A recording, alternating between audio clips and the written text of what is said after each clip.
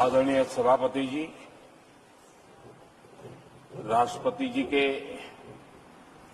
अभिभाषण पर धन्यवाद देने के लिए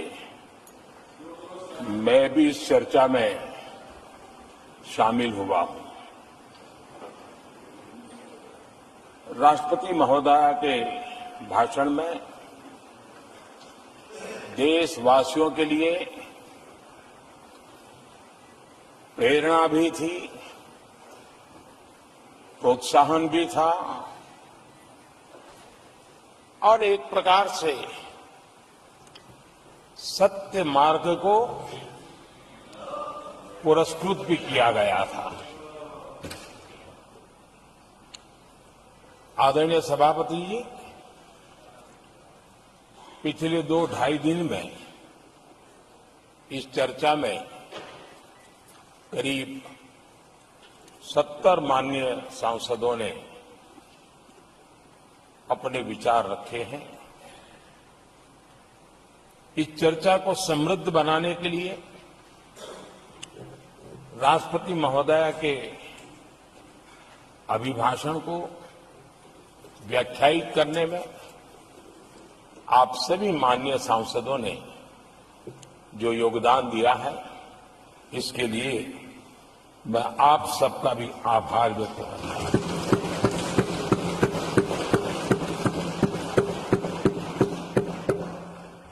आदरणीय सभापति जी, भारत की आजादी के इतिहास में हमारी संसदीय लोकतांत्रिक यात्रा में बहुत दशकों के बाद देश की जनता ने एक सरकार को तीसरी बार देश की सेवा करने का अवसर दिया।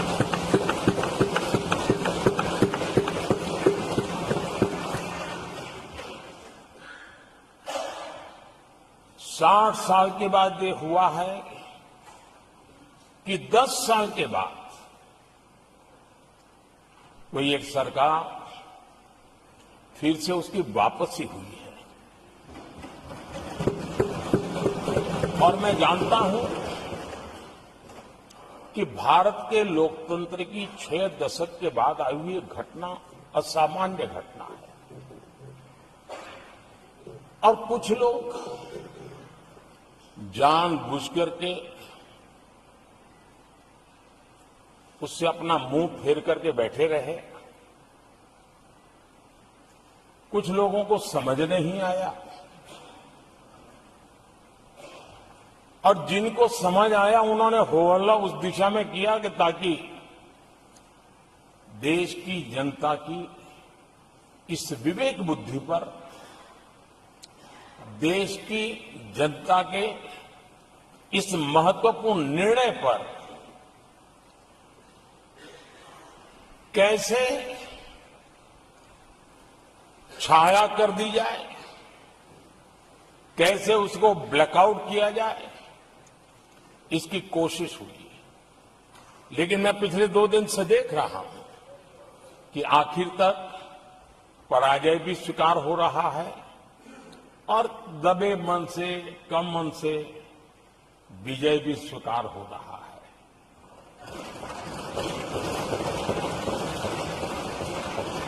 आदरणीय सभापति जी,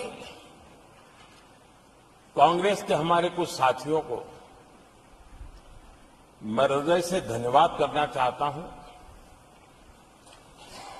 क्योंकि नतीजे आए तब से हमारे एक साथी की तरफ से मैं देख रहा था, उनकी पार्टी उनको समर्थन तो नहीं करते थे, लेकिन अकेले झंडा लेकर दौड़ रहे थे। और मैं कहता हूं, वो जो कहते थे उनके मुंह में घी शक्कर। और ये मैं क्यों कह रहा हूं? क्योंकि उन्होंने बार बार ढोल पीटा था 1/3 सरकार। आदरणीय सभापति जी, 10 वर्षों के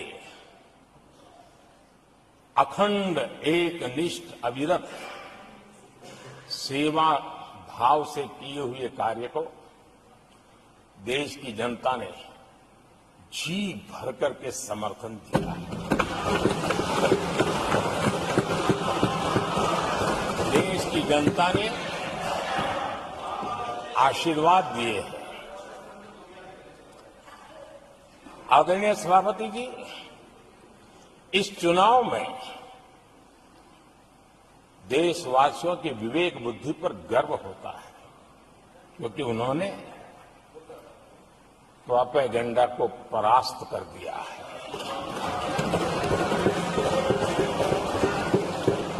देश की जनता ने परफॉर्मेंस को प्राथमिकता दी है। भ्रम की राजनीति को देशवासियों ने ठुकराया है और भरोसे की राजनीति पर विजय की मोहर लगा।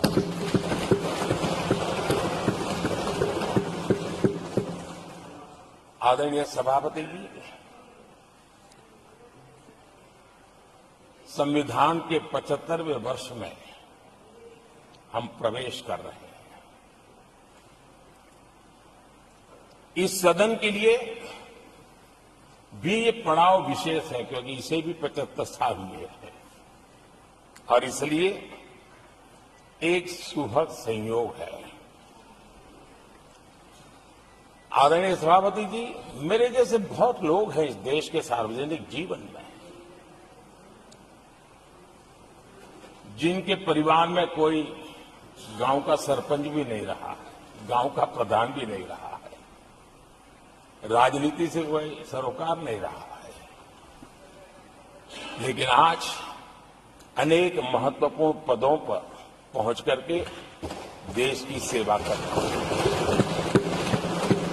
और उसका कारण बाबा साहब आम्बेडकर ने जो संविधान दिया है, उसने हम जैसे लोगों को अवसर दिया है।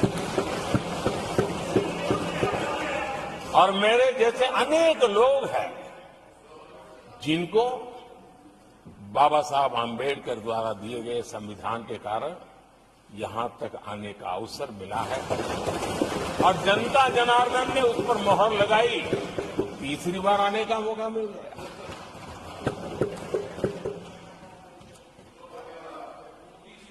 आदरणीय सभापति जी, संविधान हमारे लिए ये कोई आर्टिकल्स का कंपाइलेशन मात्र नहीं है, हमारे लिए उसका स्पिरिट भी और उसके शब्द भी बहुत मूल्यवान है।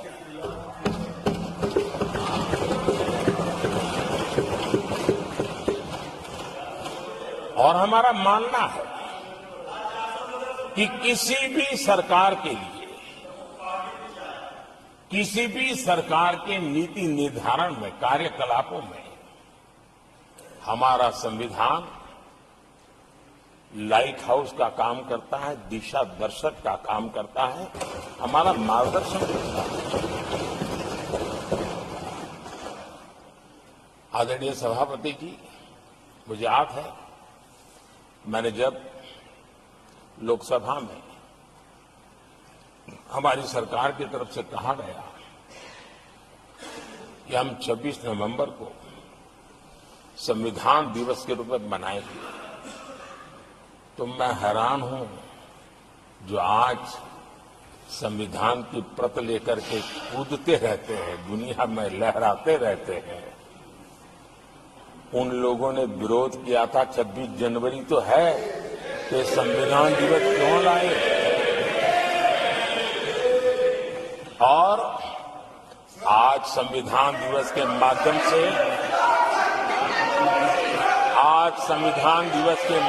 से, देश के स्कूल कॉलेजेस में संविधान की भावना को, संविधान की रचना में क्या भूमिका रही है, देश के गणमान्य महापुरुषों ने संविधान के निर्माण में किन कारणों से कुछ चीजों को छोड़ने का निर्णय किया, किन कारणों से कुछ चीजों का स्वीकार करने का निर्णय किया, इसके विषय में हमारे स्कूल कॉलेजेस में विस्तार से चर्चा हो, निबंध स्पर्धाएं हो, चर्चा सभाएं हो, एक व्यापक रूप से संविधान के प्रति आस्था का भाव जगे और संविधान के प्रति समझ विकसित हो। देशवासियों के लिए आने वाला पूरा कालखंड संविधान हमारी सबसे बड़ी प्रेरणा रहे, इसके लिए हम कोशिश करते रहे हैं। और अब जब 75 वर्ष में प्रवेश कर रहे हैं तो हमने इसे एक जन उत्सव के रूप में राष्ट्रव्यापी उत्सव मनाने का तय किया है और इससे देश के कोने कोने में संविधान की भावना को, संविधान के पीछे जो मकसद है उसके विषय में भी देश को अवगत कराने का प्रयास है। आदरणीय सभापति जी, देश की जनता ने हमें तीसरी बार जो अवसर दिया है वो अवसर विकसित भारत, आत्मनिर्भर भारत, इस यात्रा को मजबूती देने के लिए, इस संकल्प को सिद्धि तक ले जाने के लिए हमें देश के कोटि कोटि जनों ने आशीर्वाद दिए हैं।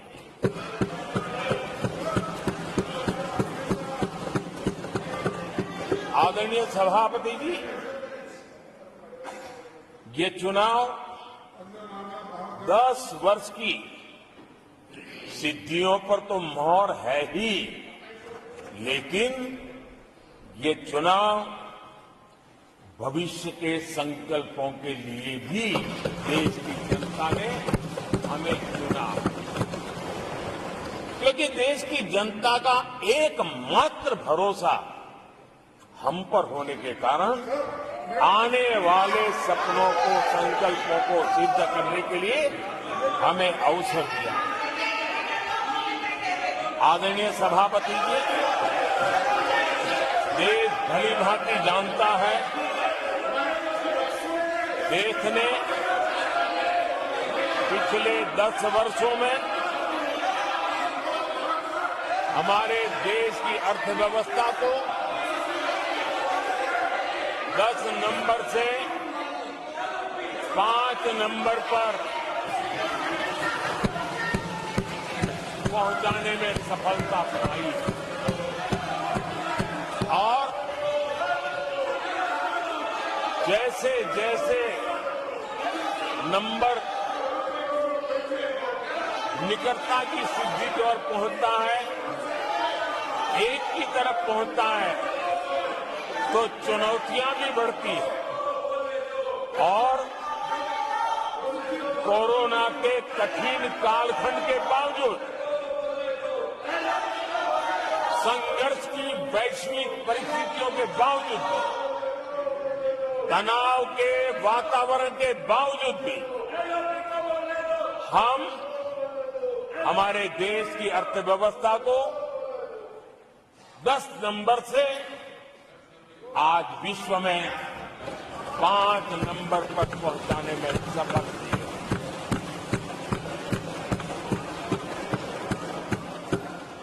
इस बार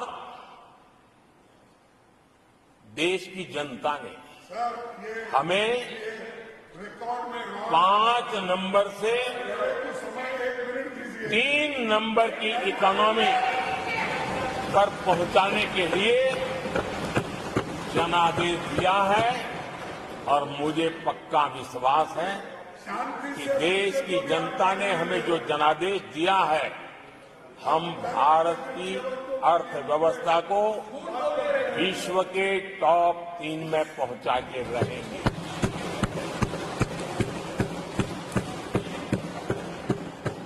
मैं जानता हूं आदरणीय सभापति जी, यहां कुछ ऐसे विद्वान हैं जो ये मानते हैं कि इसमें क्या है, ये तो होने ही वाला है, ये तो अपने आप तीसरे नंबर पर पहुंचने वाली है, ये तो अपने आप हो ही जाएगा। ऐसे विद्वान हैं। अब ये लोग ऐसे हैं जिन्होंने ऑटो पायलट मोड पर सरकार चलाने का या तो रिमोट पायलट पर सरकार चलाने का उनको आदी है, इसलिए वो कुछ करना धरने में विश्वास नहीं करते। वो कुछ करने धरने में विश्वास नहीं करते, वो इंतजार करना जानते हैं। लेकिन हम परिश्रम में कोई कमी नहीं रखेंगे।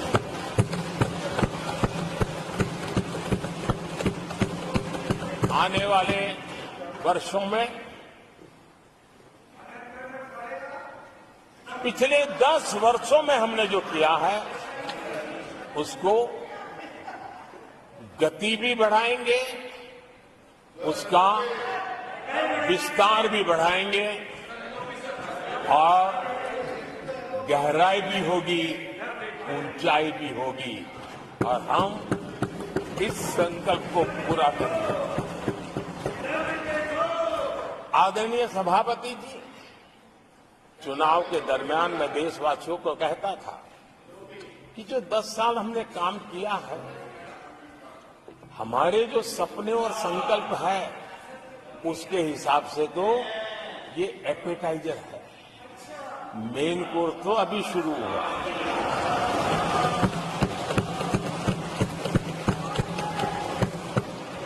आदरणीय सभापति जी,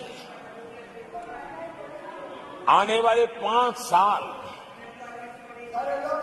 मूल सुविधाओं के सैचुरेशन के और हम एक सामान्य नागरिक की जो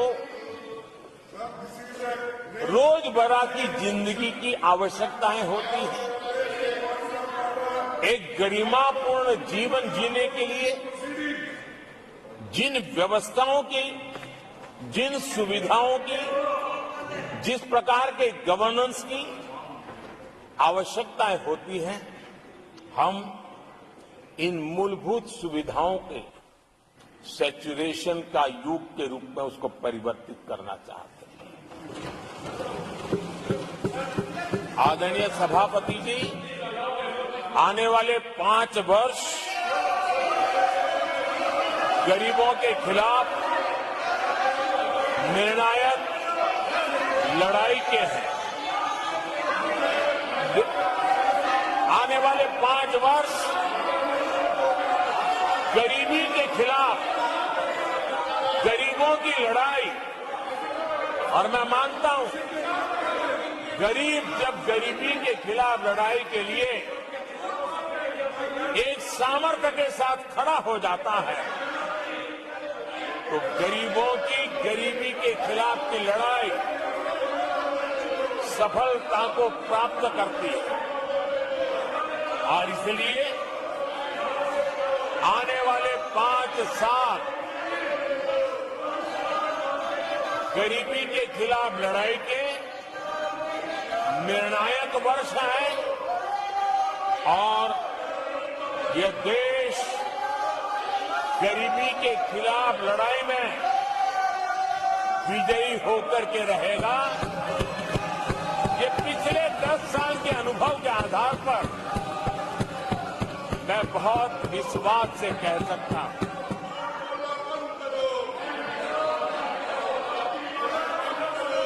आदरणीय सभापति जी, जब देश दुनिया की तीसरी बड़ी इकोनॉमी बनेगा तो इसका लाभ, इसका प्रभाव जीवन के हर क्षेत्र पर पड़ने वाला है। विकास के विस्तार के अनेक अवसर उपलब्ध होने वाले हैं और इसलिए जब हम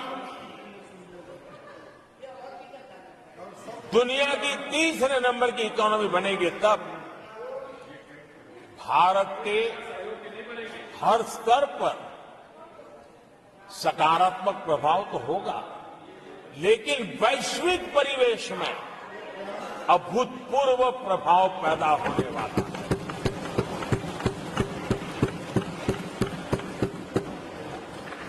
आदरणीय सभापति जी, हम आने वाले कालखंड में नए स्टार्टअप्स का,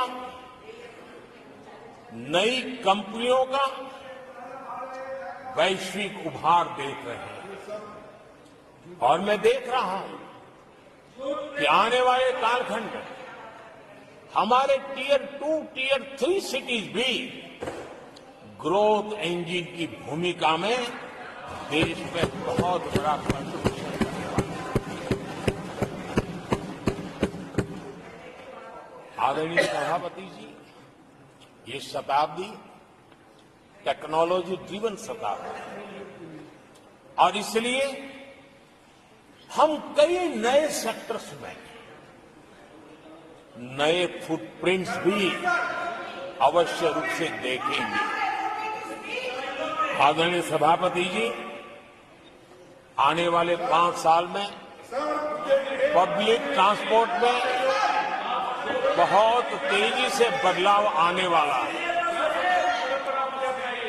और इसका लाभ भारत के कोटि कोटि जनों को जल्द से जल्द मिले, उस दिशा में हम गंभीरता से आगे बढ़ना चाहते हैं।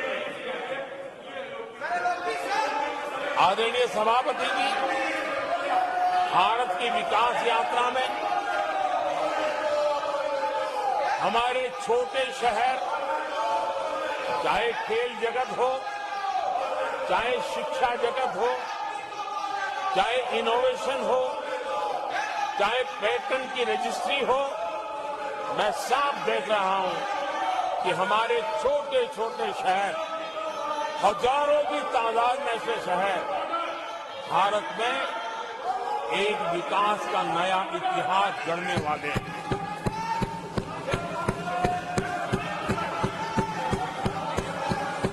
आदरणीय सभापति जी, मैंने पहले भी कहा है कि भारत के विकास यात्रा में 4 प्रमुख स्तंभ, उसका सशक्तिकरण, उनको अवसर, एक बहुत बड़ी ताकत देने वाले हैं। आदरणीय सभापति जी, हमारे देश के किसान, हमारे देश के गरीब, हमारे देश के युवा और हमारे देश की नारी शक्ति, आदरणीय सभापति जी, हमने हमारी विकास यात्रा में हमारा जो फोकस है उसको हमने रेखांकित किया है। आदरणीय सभापति जी, यहां भी कई साथियों ने खेती और किसानी को लेकर के हर एक ने विस्तार से अपने विचार रखे हैं और अनेक बातें सकारात्मक रूप से भी रखी है। मैं किसानों को लेकर सभी सदस्यों को और उनकी भावनाओं का आदर करता हूं। बीते 10 वर्ष में हमारी खेती हर प्रकार से लाभकारी हो, किसान को लाभकारी हो, उस पर हमने हमारा ध्यान केंद्रित किया है और अनेक योजनाओं से उसको हमने ताकत देने का प्रयास किया है। चाहे फसल के लिए ऋण हो, लगातार नए बीज किसानों को उपलब्ध हो, खाद की कीमत उचित हो और फसल बीमा का लाभ पहले की सारी मुसीबतें दूर करते थे, किसानों को सरलता से उपलब्ध हो, ऐसी व्यवस्था की। चाहे एमएसपी पर खरीद की बात हो, हमने पुराने सारे रिकॉर्ड तोड़ करके किसानों को लाभ पहुंचाया। एक प्रकार से बीज से बाजार तक हमने किसानों के लिए हर व्यवस्था को बहुत माइक्रो प्लानिंग के साथ मजबूती देने का भरपूर भरसक प्रयास किया है और व्यवस्था को हमने चाक चौबंद किया है। आदरणीय सभापति जी, पहले हमारे देश में छोटे किसानों को किसान क्रेडिट कार्ड लोन पाना करीब करीब न के बराबर था, बहुत मुश्किल था, जबकि उनकी संख्या सबसे अधिक आज हमारी नीतियों के कारण, किसान क्रेडिट कार्ड के विस्तार के कारण, आदरणीय सभापति जी, हमने किसानी को एक व्यापक स्वरूप में देखा है और उस व्यापक स्वरूप में हमने किसान क्रेडिट कार्ड पशुपालकों को और मछुआरों को किसान क्रेडिट कार्ड का हमने लाभ मुहैया कराया है और इसके कारण हमारे किसानों का खेती के काम को, उसके विस्तार को भी मजबूती मिली, उस दिशा में भी हमने काम किया है। आदरणीय सभापति जी,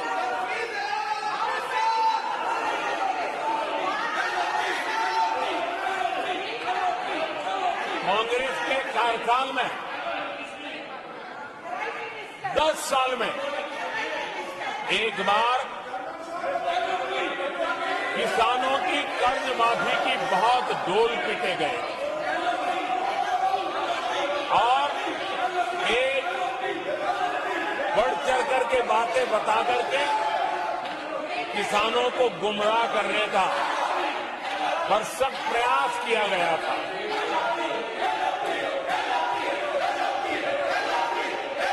और 7,000 करोड़ की कर्ज माफी, उसका इतना हल्ला मचाया था और एक अनुमान था कि उसके लाभार्थी करीब देश के 3 करोड़ किसान थे। सामान्य गरीब छोटे किसान का तो उसमें नामो निशान नहीं था। जिसको सबसे जरूरत थी, इसकी उनकी योजना में कोई परवाह नहीं थी और उन तक कोई लाभ पहुंच भी नहीं पाया था। लेकिन आदरणीय सभापति जी, जब किसान कल्याण हमारी सरकार के हृदय में, केंद्र में हो, तो नीतियां कैसी बनती हैं, कल्याण कैसे होता है, लाभ कैसे पहुंचता है, उसका मैं इस सदन को उदाहरण देना चाहता हूं। आदरणीय सभापति जी, हमने प्रधानमंत्री किसान सम्मान योजना चलाई और पीएम किसान सम्मान योजना का लाभ आपको नियमों की जानकारी और ये आचरण सही नहीं है। 10 करोड़ किसानों को हुआ। मैं इसकी असंसदीय आचरण की भर्त्सना करता हूँ और मैं आप अपने स्थान 3 पर बैठ लाख जाएं। करोड़ रुपए to take their seats. मैं हम सदस्यों किसानों से को अनुरोध करता दे हूं कि अपने चुके स्थान पर बैठ जाएं। Becoming of your conduct. ये आचरण सही नहीं है। Becoming of your conduct.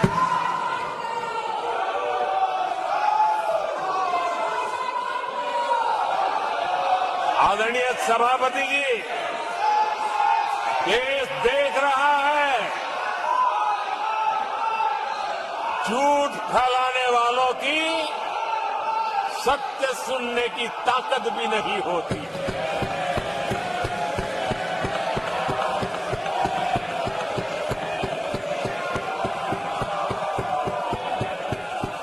इनका सत्य से मुकाबला करना, इसके लिए जिनके हौसले नहीं है, वो बैठ करके इतनी चर्चा के बाद उन्होंने उठाए हुए सवालों के जवाब भी सुनने की हिम्मत नहीं है। इन्होंने ये अपर हाउस को अपमानित कर रहे हैं। इस अपर हाउस की महान परंपरा को अपमानित कर रहे हैं। आदरणीय सभापति जी, देश की जनता ने हर प्रकार से उनको इतना पराजित कर दिया है कि अब उनके पास गली मोहल्ले में चीखने के सिवाय कुछ बचा नहीं। नारेबाजी, हो हल्ला और मैदान छोड़ के भाग जाना, यही उनके नसीब में लिखा हुआ है। माननीय सदस्यगण, अत्यंत दर्दनाक, पीड़ादायक, अमर्यादित आचरण से देखकर मैं हूं। शासन तीसरे निरंतर लगातार काल में है, 6 दशक के बाद। मैंने चर्चा की और मैंने अनुरोध किया कि प्रतिपक्ष के नेता को बिना बेरोक टोक बोलने का सुअवसर दिया। आज वो सदन छोड़कर नहीं गए हैं, मर्यादा छोड़कर गए हैं। आज उन्होंने मुझे पीठ नहीं दिखाई है, भारत के संविधान को पीठ दिखाई है। आज उन्होंने मेरा अनादर और आपका अनादर नहीं किया है, उस शपथ का अनादर किया है जो संविधान के तहत ली है। भारत के संविधान की इससे बड़ी अपमानित बात नहीं हो सकती। ऐसा कैसे हो सकता है? House of elders, the upper house, हमें देश का मार्गदर्शन करना है। मैं उनके आचरण की भर्त्सना करता हूं। देश के 140 करोड़ लोग इसे हाथ होंगे। सदन का मतलब है सत्ता पक्ष की बात सुनो जब आपने अपनी पूरी बात कह दी। माननीय सदस्यगण, आप सब जानते हैं कल देर रात तक चर्चा रखी गई, हर सदस्य को मौका दिया गया। इट इज एन ओकेजन यह ऐसा अवसर है चैलेंज इंडियन जहां कॉन्स्टिट्यूशन, उन्होंने भारत के संविधान को दे चुनौती दी। आउटरेज्ड उन्होंने the spirit of Indian constitution, Bharat के संविधान की They have भावना को आहत disregarded किया है। द ओथ उन्होंने दे हैव अंडरटेकन। जो शपथ ली थी मैं इस कुर्सी उसकी पर भी अवमानना बैठकर की इतना है। दुखी हूं कि भारत के संविधान का इतना बड़ा अपमान, इतना बड़ा मजाक। भारत का संविधान हाथ में रखने की किताब नहीं है, जीने की किताब है। मैं आशा करता हूं कि वो आत्मचिंतन करेंगे, मंथन करेंगे, अपने दिल को टटोलेंगे और कर्तव्य पर आएंगे। माननीय प्रधानमंत्री जी,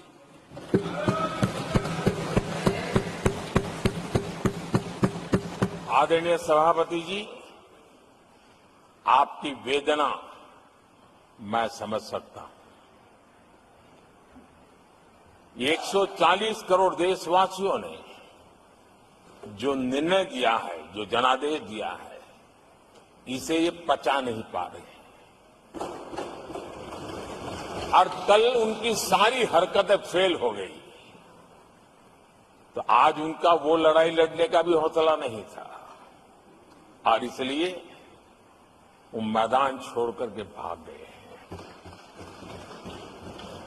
आदरणीय सभापति जी, मैं तो कर्तव्य से बंधा हुआ हूं, और न ही मैं यहां कोई डिबेट पे स्कोर करने के लिए आया हूं। मैं तो देश का सेवक हूं, देशवासियों को मेरा हिसाब देना,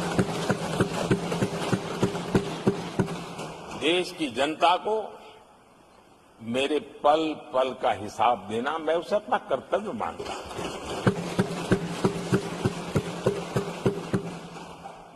आदरणीय सभापति जी, वैश्विक परिस्थितियां ऐसी पैदा हुई कि फर्टिलाइजर के लिए बहुत बड़ा संकट पैदा हुआ। हमने देश के किसान को मुसीबत में नहीं आने दिया, और हमने करीब करीब 12 लाख करोड़ रुपया फर्टिलाइजर में सब्सिडी दी है, और जो भारत के आजादी के इतिहास में सर्वाधिक है। और इसी का परिणाम है कि हमारे किसान को फर्टिलाइजर का इतना बड़ा बोझ उस तक हमने जाने नहीं दिया, सरकार ने अपने कंधे पर उसको उठा लिया है। आदरणीय सभापति जी, हमने एमएसपी में भी रिकॉर्ड बढ़ोतरी की है। इतना ही नहीं, खरीद के भी नए रिकॉर्ड बनाए हैं। पहले एमएसपी की घोषणा होती थी, लेकिन किसानों से कुछ भी लिया नहीं जाता था, बातें बताई जाती थी। पहले की तुलना में अनेक गुना ज्यादा खरीदी कर करके हमने किसानों को सामर्थ्यवान बनाने का प्रयास किया।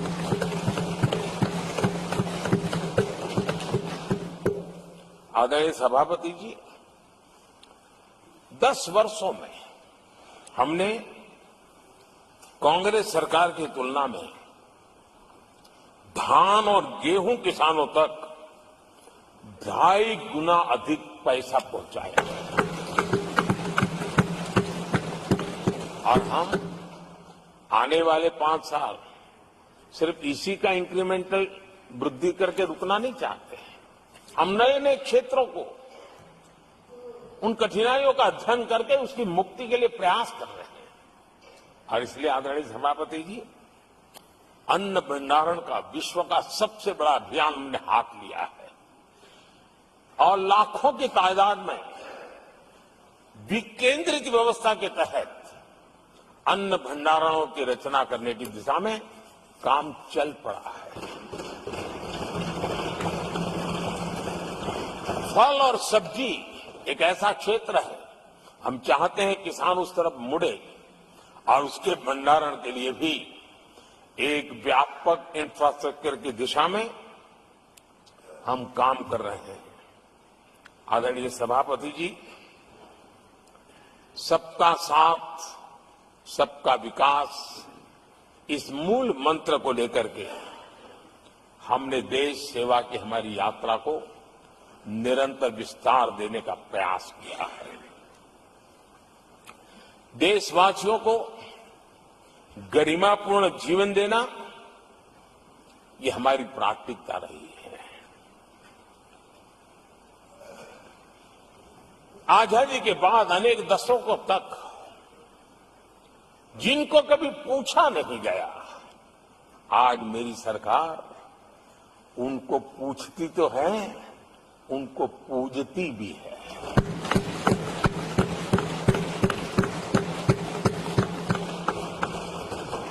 हमारे दिव्यांग भाई बहनों के साथ हमने मिशन मोड में उनकी कठिनाइयों को समझ करके माइक्रो लेवल पर उसको एड्रेस करने का प्रयास किया है और व्यवस्थाएं विकसित करने का प्रयास किया है ताकि वे गरिमापूर्ण जीवन जी सकें और कम से कम किसी का सहारा उनको लेना पड़े, इस दिशा में हमने काम किया है।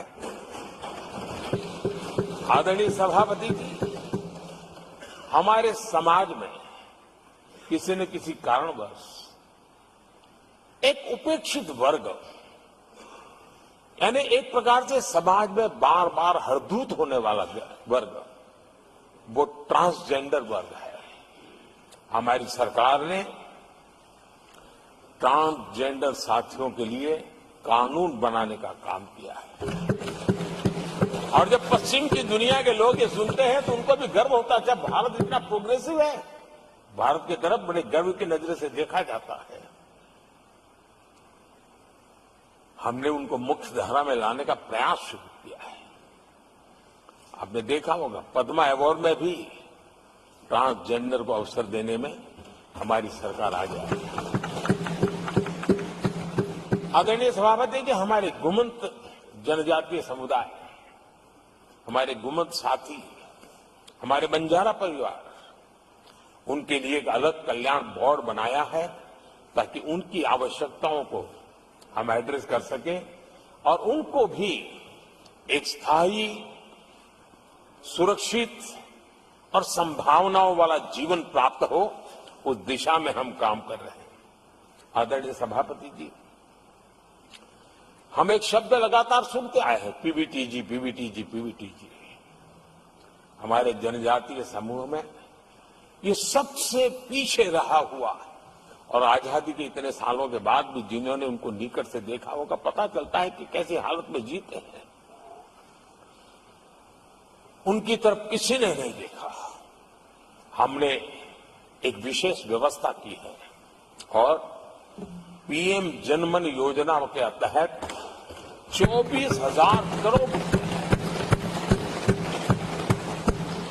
ये समुदाय बिखरा हुआ है, छोटी संख्या में है, वोट की उनकी ताकत नहीं है और यहां देश की परंपरा है जिसकी वोट की ताकत है उसी की चिंता करना, लेकिन समाज के ऐसे अति पिछड़े लोगों की कोई चिंता नहीं करता था।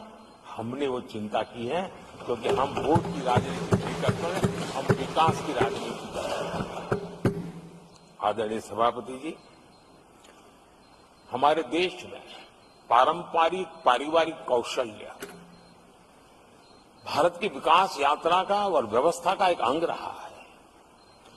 जो हमारा विश्वकर्मा समूह है, जिनके पास परंपरागत से हुनर है और जो समाज की आवश्यकताओं को पूरी करता है, लेकिन उनको कभी एड्रेस नहीं किया गया। हमने करीब करीब 13,000 करोड़ रुपए की योजना से विश्वकर्मा समुदाय को आधुनिकता की तरफ ले जाना, उनके अंदर प्रोफेशनलिज्म आए।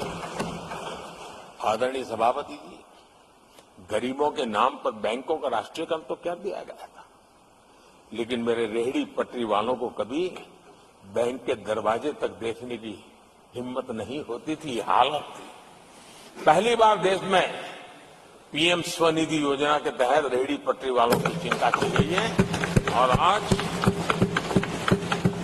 वो ब्याज के कुचक्र से बाहर आकर के अपने परिश्रम से और ईमानदारी से जो रेहड़ी पटरी वालों को बैंकों से लोन मिले हैं, वे लगातार, बैंक वाले भी खुश हैं, लेने वाले भी खुश हैं और जो कल फुटपाथ पर रेहड़ी बैठता था, आज एक छोटी दुकान दिशा में बनाने की दिशा में आगे बढ़ रहा है। जो पहले खुद मजदूरी करता था, आज एक आध दो को रोजगार देने की दिशा में काम कर रहा है।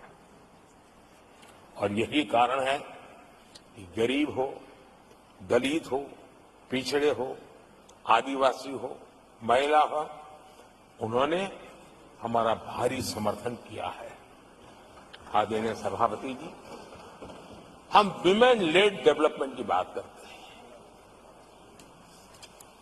दुनिया के प्रगतिशील देशों के लिए भी विमेन डेवलपमेंट तो बहुत स्वाभाविक स्वीकार करते हैं, लेकिन विमेन लेड डेवलपमेंट की बात करते हैं तो उनके भी उत्साह में थोड़ी कमी नजर आती है। ऐसे समय भारत ने नारा नहीं, निष्ठा के साथ विमेन लेड डेवलपमेंट की ओर कदम बढ़ाए।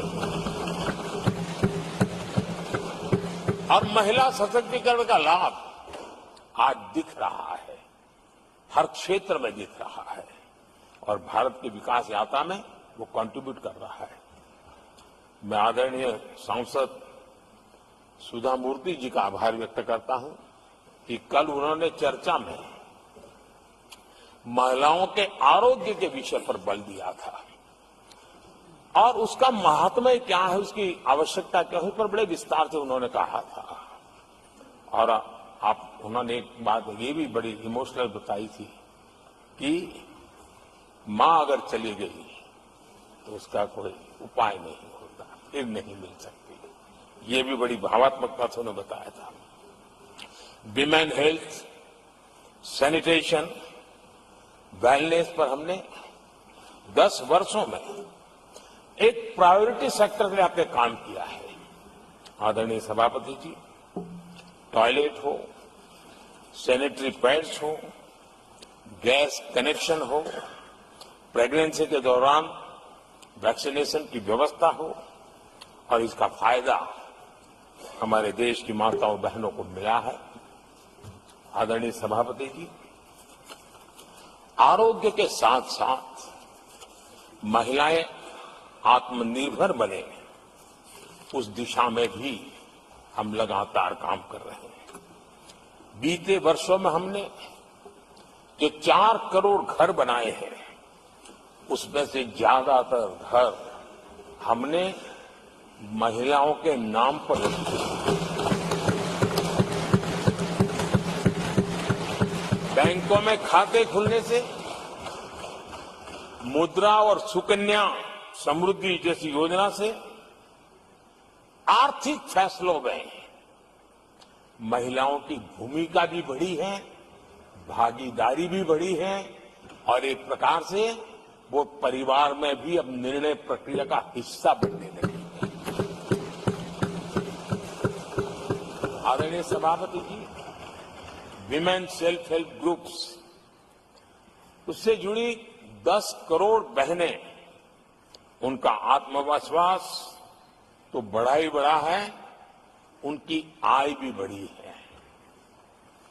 अभी तक 1 करोड़ बहनें जो इस सेल्फ हेल्प ग्रुप में काम करती हैं, छोटा छोटा गांव में कारोबार करती है, मिल करके करती है, किसी गांव वालों की भी नजर नहीं जाती इनकी तरफ। आज मैं बड़े गर्व से कह सकता हूं कि उन्हीं में से 1 करोड़ बहनें लखपति दीदी बनती हैं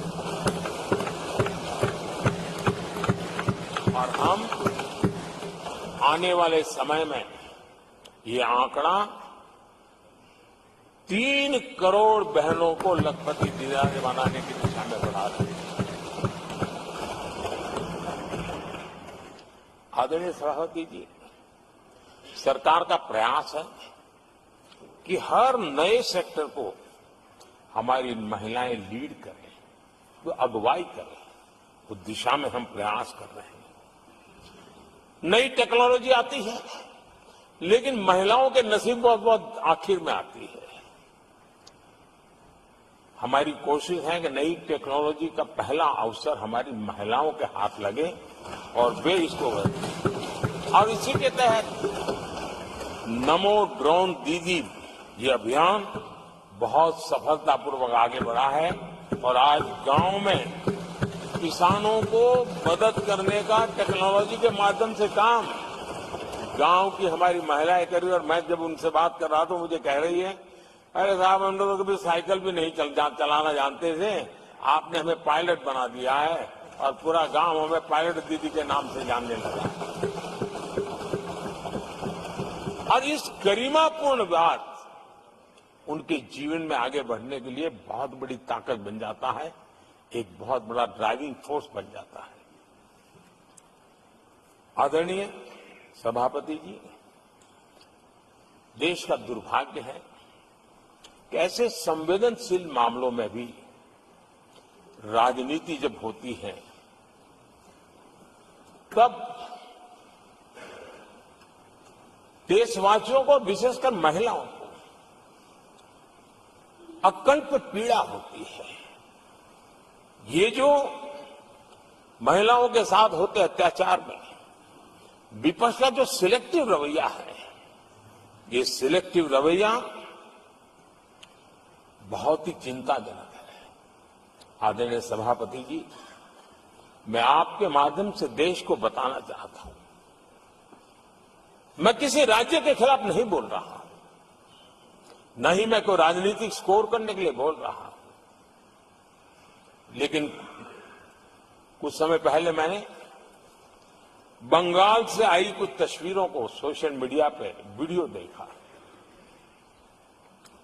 एक महिला को वहां सरेआम सड़क पर पीटा जा रहा, वो बहन चीख रही है, लेकिन वहां खड़े हुए कोई उसकी मदद के लिए नहीं आ रहा है, वीडियो बनाने में लगे हुए हैं। और जो घटना संदेश खाली में हुई,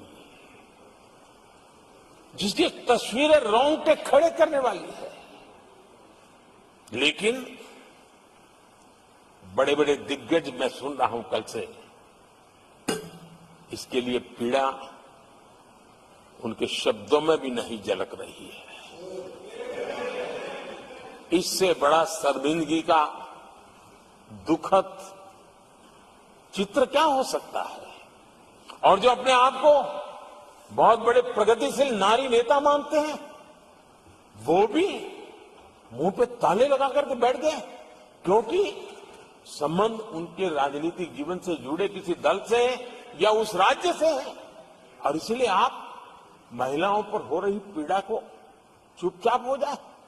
आदरणीय सभापति जी, मैं समझता हूं कि जिस प्रकार से दिग्गज लोग भी ऐसी बातों को नजरअंदाज करते हैं, तब देश को तो पीड़ा होती है, हमारी माताओं बहनों को ज्यादा पीड़ा होती है।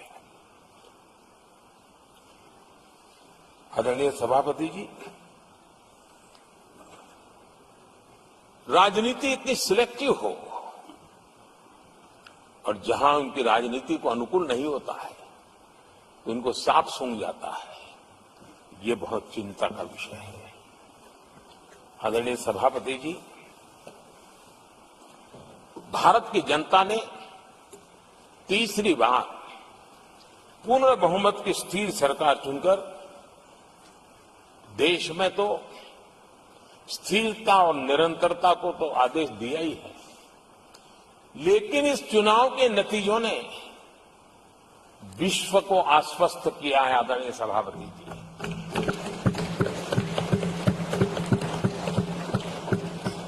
और इस नतीजों के कारण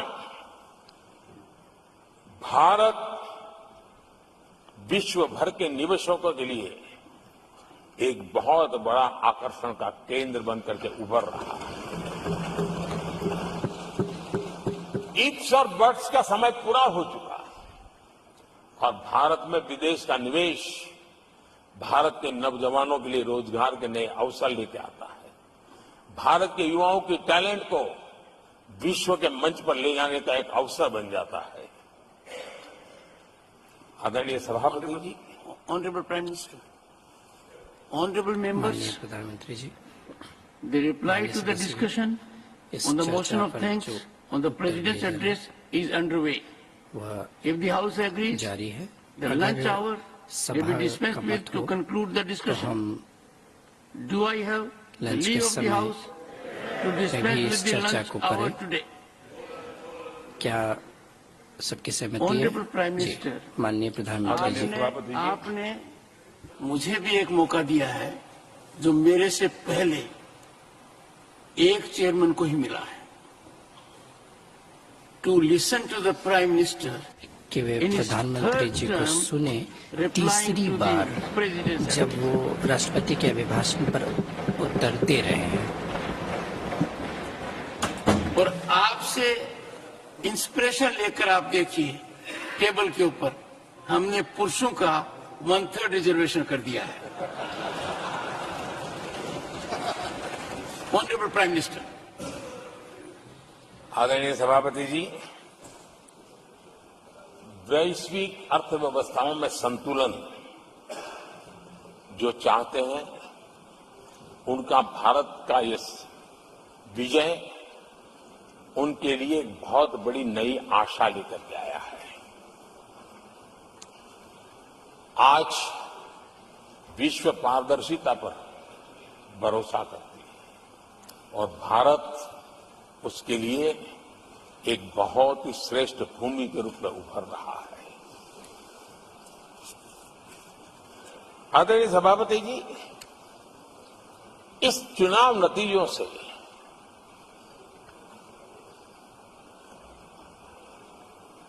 जो कैपिटल मार्केट है उसमें तो उछाल नजर आ ही रहा है, लेकिन दुनिया में भी बहुत बड़ा उमंग और आनंद का माहौल है। तो मैं अपने व्यक्तिगत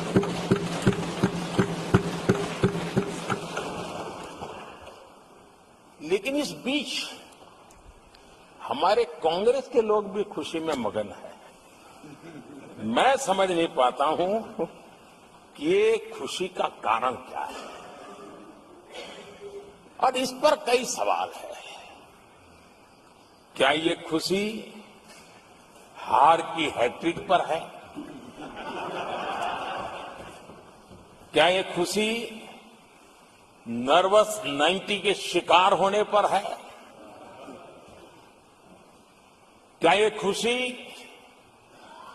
एक और असफल लॉन्च की है?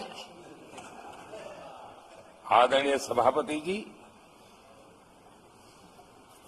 मैं देख रहा था ये उत्साह उमंग से खड़गे जी भी बड़े नजर आ रहे थे,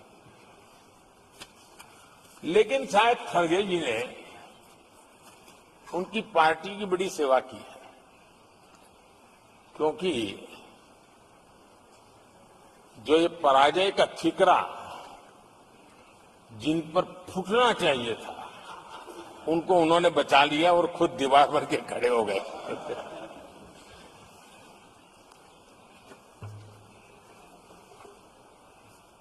और कांग्रेस का रवैया ऐसा रहा है कि जब जब ऐसी परिस्थिति आती है तो दलित को, पिछड़े को ही ये मार झेलनी पड़ती है और वो परिवार बच निकल जाता है। इसमें भी यही नजर आ रहा है। इन दिनों आपने देखा होगा लोकसभा में स्पीकर के चुनाव का मसला हुआ, उसमें भी पराजय तो तय थी, लेकिन आगे किसको किया? एक दलित को बड़ी चलाने के लिए खेल खेला उन्होंने। उनको मालूम था कि वो पराजित होने वाले, लेकिन उन्हीं को आगे किया। राष्ट्रपति उपराष्ट्रपति पद के चुनाव थे तो 2022 में उन्होंने उपराष्ट्रपति पद के लिए सुशील कुमार शिंदे जी को आगे किया, उनको मरवा दिया। दलित मरे उनका कुछ जाता नहीं है। 2017 में हार तय थी तो उन्होंने मीरा कुमार को लगा दिया, पराजय हुआ, उनको पराजय झेलना पड़ा। कांग्रेस की एससी, एसटी, ओबीसी ये विरोधी मानसिकता है, जिसके कारण ये पूर्व राष्ट्रपति श्री रामनाथ कोविंद जी का अपमान करते रहे। इसी मानसिकता के कारण देश की पहली आदिवासी महिला राष्ट्रपति को भी उन्होंने अपमानित करना, विरोध करने में कोई कमी नहीं दी और ऐसे शब्दों का प्रयोग किया जो कोई नहीं कर सकता है। आदरणीय सभापति जी, ये संसद, ये उच्च सदन सार्थक वाद विवाद संवाद और इस मनोमंथन में से अमृत निकाल करके देशवासियों देने के लिए है। ये देश का सबसे बड़ा मंच माना जाएगा। लेकिन जब मैंने कई वरिष्ठ नेताओं की बातें सुनी पिछले 2 दिन में, सिर्फ मुझे ही नहीं पूरे देश को निराशा हुई है। जहां कहा गया कि ये देश के इतिहास का पहला चुनाव था जिसका मुद्दा संविधान की रक्षा था, मैं जरा उन्हें याद कराना चाहता हूं। क्या अब भी एक फेक नैरेटिव चलाते रहोगे क्या? क्या आप भूल गए 1977 का चुनाव, अखबार बंद थे, रेडियो बंद थे, बोलना भी बंद था और एक ही मुद्दे पर देशवासियों ने वोट किया था, लोकतंत्र की पुनर्स्थापना के लिए वोट किया था। संविधान की रक्षा के लिए पूरे विश्व में इससे बड़ा कोई चुनाव नहीं हुआ है और भारत के लोगों की रगों में लोकतंत्र किस प्रकार से जीवित है वो 1977 के चुनाव ने दिखा दिया। लेकिन आप गुमराह कर रहे हो देश को। मैं मानता हूं कि संविधान की रक्षा का वो सबसे बड़ा चुनाव था और उस समय देश की विवेक बुद्धि ने संविधान की रक्षा के लिए उस समय सत्ता पर बैठे हुए लोगों को उखाड़ करके फेंक दिया था। और इस बार अगर संविधान की रक्षा का चुनाव था तो देशवासियों ने संविधान की रक्षा के लिए हमें योग्य पाया है। संविधान की रक्षा के लिए देशवासियों को हम पर भरोसा है कि हां, अगर संविधान की रक्षा को कोई कर सकता है तो यही लोग कर सकते हैं और देशवासियों ने हमें जनादेश दिया है। आदरणीय सभापति जी,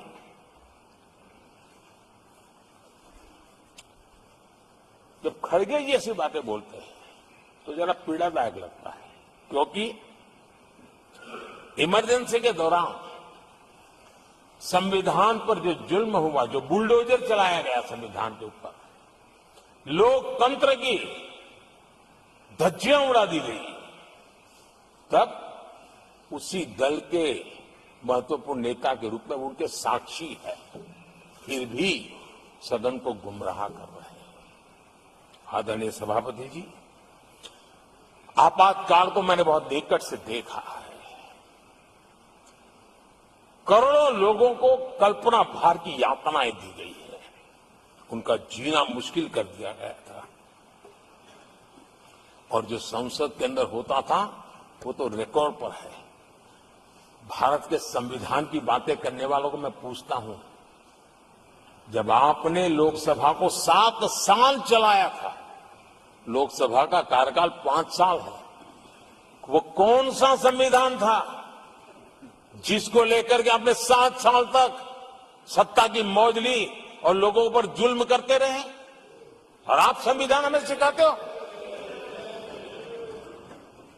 आदरणीय सभापति जी,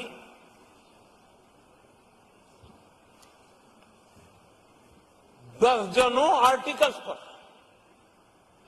यानी संविधान की आत्मा को छिन्न विच्छिन्न करने का पाप इन्हीं लोगों ने उस कालखंड में किया था। 38वां, 39वां और 42वां संविधान संशोधन, और उस संशोधन में यानी मिनी कॉन्स्टिट्यूशन के रूप में कहा जाता था। ये सब क्या था?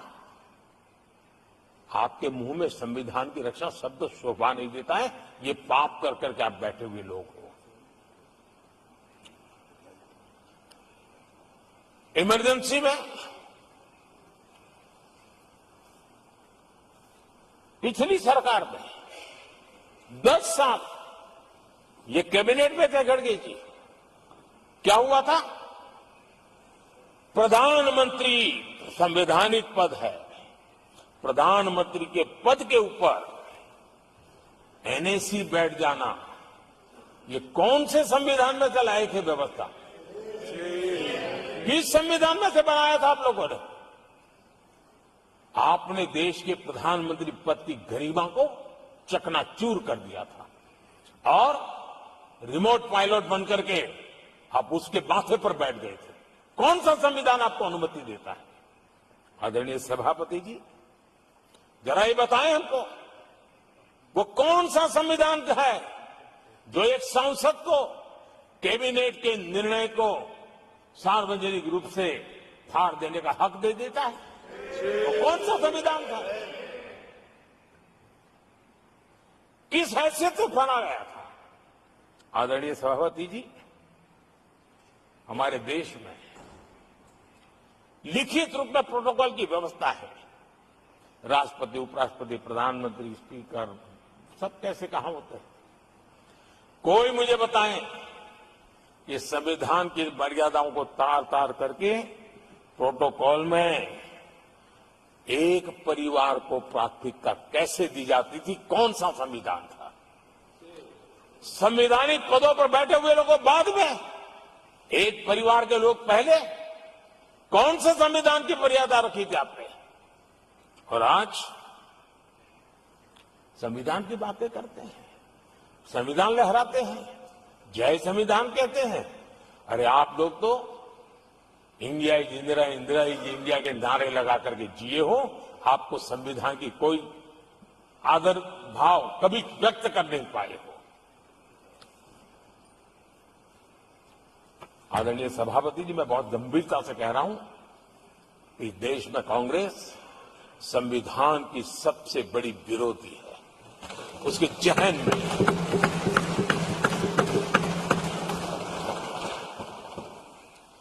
आदरणीय सभापति जी, इस पूरी चर्चा के दरमियान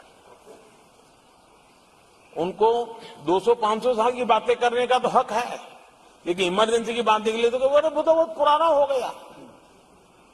तो आपके पाप पुराने हो जाते हैं तो खत्म हो जाते हैं क्या? आदरणीय सभापति जी, इस हाउस में कोशिश की गई संविधान की बात करना, लेकिन इमरजेंसी को कभी भी आने नहीं देना। ये चर्चा करने का अनुभव है, लेकिन ये देश, इनके साथ जो लोग बैठे हैं उसमें भी बहुत लोग हैं जो इमरजेंसी के भुक्तभोगी रहे हैं, लेकिन उनकी कुछ मजबूरियां होगी कि आज उनके साथ उन्होंने बैठना पसंद किया है। मतलब अवसरवादिता का ही दूसरा नाम है। संविधान के प्रति समर्पण का भाव होता तो ऐसा नहीं करते। आदरणीय सभापति जी, आपातकाल सिर्फ एक राजनीतिक संकट नहीं था, लोकतंत्र संविधान के साथ साथ ये बहुत बड़ा मानवीय संकट भी था। अनेक लोगों को टॉर्चर किया गया था, अनेक लोग जेल में मृत्यु को शरण हुए थे। जयप्रकाश नारायण जी की स्थिति इतनी खराब हुई कि बाहर आकर के वो कभी ठीक नहीं हो पाए। ये हाल उन्होंने कर दिया था। और प्रताड़ना सिर्फ राजनेताओं की नहीं, आम आदमी को भी नहीं छोड़ा गया था, सामान्य आदमी को भी नहीं।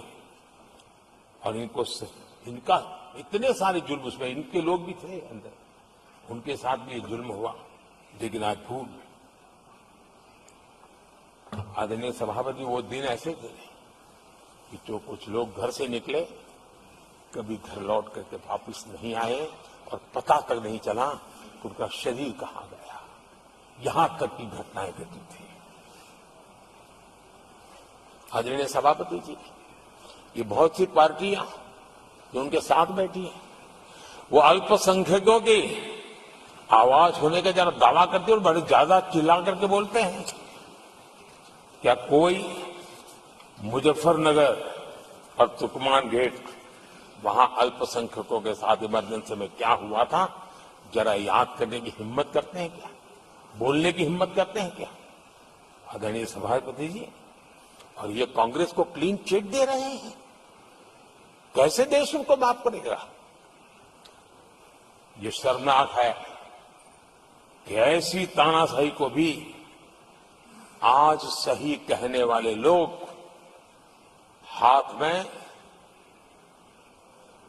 संविधान की प्रत लेकर के अपने काले कारनामों को छुपाने की कोशिश कर रहे हैं।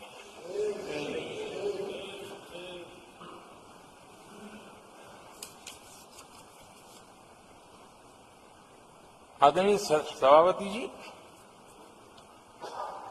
उस समय कई अलग छोटे छोटे राजनीतिक दल थे, ये इमरजेंसी के खिलाफ लड़ाई के मैदान में उतरे थे और धीरे धीरे उन्होंने अपनी जमीन बनाई थी। आज वो कांग्रेस का सहयोग कर रहे हैं। और मैंने कल लोकसभा में कहा था, अब कांग्रेस का परजीवी युग शुरू हुआ है। ये परजीवी कांग्रेस है। जहां वो खुद अकेले लड़े वहां उनका स्ट्राइक रेट शर्मजनक है, और जहां किसी के सहारे, किसी के कंधे पर बैठने का मौका मिला, वहीं पर से बच करके आए हैं। देश की जनता ने आज भी उनको स्वीकार नहीं किया है। वो किसी की आड़ में आए हैं। ये कांग्रेस परजीवी है। किसी और के कारण सहयोगी दलों के वोट खा करके वो जरा फली फूली है ऐसा दिखता है। और कांग्रेस का परजीवी होने का कारण उनके अपने कारनामों से है। वो देश की जनता का विश्वास नहीं देता। वो जोड़ तोड़ करके बचने का रास्ता खोज रहे हैं। जनता जनार्दन का विश्वास जीतने के लिए इनके पास कुछ नहीं है। इसलिए फेक नैरेटिव के द्वारा, फेक वीडियो के द्वारा देश को भ्रमित करके, गुमराह करके अपने कारनामे करने की आदत है। आदरणीय सभापति जी, इस सदन में, ये उच्च सदन है, यहां विकास के विजन पर चर्चा होना स्वाभाविक अपेक्षित है। लेकिन भ्रष्टाचार के गंभीर आरोपों से घिरे लोग, ये कांग्रेस वाले भ्रष्टाचारी बचाओ आंदोलन चलाने लग गए हैं बेशर्मी के साथ। जिनको सजाएं मिली है भ्रष्टाचार में, इनके साथ तस्वीरें निकालने में उनको मजा आ रहा है। पहले ये लोग हमको पूछते थे, बातें तो बड़ी करते थे, भ्रष्टाचारियों पर कार्रवाई क्यों नहीं होती है? और जब भ्रष्टाचारी जेल जा रहे हैं तो हंगामा कर रहे हैं। क्या आप लोगों को जेल क्या भेज रहे हो? आदरणीय सभापति जी, यहां चर्चा के दौरान केंद्र की जांच एजेंसियों पर आरोप लगाए गए हैं। जांच एजेंसियों का ये सरकार दुरुपयोग कर रही है, ऐसा कहा गया है। आदरणीय सभापति जी, अब आप मुझे बताइए, भ्रष्टाचार करे आप, शराब घोटाला करे आप, बच्चों के क्लास के बनाने में घोटाला करे आप, पानी तक में घोटाला करे आप, आपकी शिकायत करे कांग्रेस, आपको कोर्ट में घसीट करके ले जाए कांग्रेस, और अब कार्रवाई हो तो गाली दे मोदी को।